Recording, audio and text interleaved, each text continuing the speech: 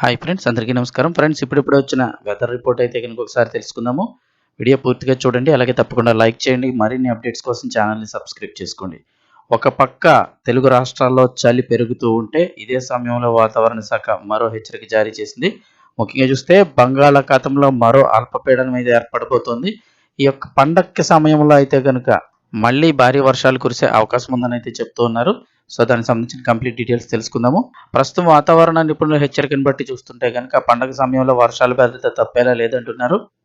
ఇప్పటికే భారతదేశంలోని పలు ప్రాంతాల్లో వర్షాలు కురుస్తున్నాయి. ముఖ్యంగా జమ్మూ కాశ్మీర్లో భారీ నుండి అతి భారీ వర్షాలు కురుస్తున్నాయి. దీంతో ఆ పరిసర ప్రాంతాల్లో వరద పరిస్థితులు నెలకొన్నాయి. కొన్ని చోట్ల కొండ చర్యలు విరిగిపడి ప్రమాదాలు సంభవిస్తున్నాయి. ఇక ఇదే కాశ్మీర్లో ఉష్ణోగ్రతలు కూడా పూర్తిగా కుప్పకూలి కొన్ని చోట్ల మంచు తుఫాన్లు ఏర్పడుతున్నాయి. మరోవైపు మన పక్క రాష్ట్రమైనటువంటి తమిళనాడులో కూడా భారీ వర్షాలు అయితే కురుస్తున్నాయి. ఈ రాష్ట్రంలో కొన్ని జలపాతాలు వర్షాల కారణంగా ప్రమాదకరంగా ప్రవహిస్తున్నాయి. దీంతో కొన్ని ప్రాంతాలకు పర్యాటకులను కూడా అనుమతించడం లేదు. దీన్ని బట్టి తమిళనాడులో ఏ స్థాయిలో వర్షాలు పడుతున్నాయో అర్థం చేసుకోవచ్చు. ఇక రాబోయే రోజుల్లో తమిళనాడుతో పాటు ఆంధ్రప్రదేశ్ జిల్లాలకు కూడా ఈ వర్షాలు పడే అవకాశం ఉందని వాతావరణ నిపుణులు అంచనా వేస్తున్నారు. ఇప్పటికే చిత్తూరు, తిరుపతి, నెల్లూరు, అన్నమయ్య జిల్లాల్లో వర్షాలు కురిసే అవకాశాలు ఎక్కువగా ఉన్నాయని వాతావరణ శాఖ హెచ్చరించింది. అలాగే రాయలసీమ జిల్లాల్లో కూడా మోస్తరు వర్షాలు కురిసే అవకాశం ఉందని చెప్తున్నారు. ఇక సంక్రాంతి సమయంలో ఇటు తమిళనాడుతో పాటు ఏపీలో కూడా కొన్ని జిల్లాల్లో భారీ వర్షాలు కురిసే అవకాశం ఉన్నాయని వాతావరణ సూచనలు బట్టి తెలుస్తోంది. శ్రీలంక సమీపంలోని నైరుతి బంగాళాఖాతంలో ప్రస్తుతం ఓ ఉపరితల ఆవర్తనం కొనసాగుతోంది.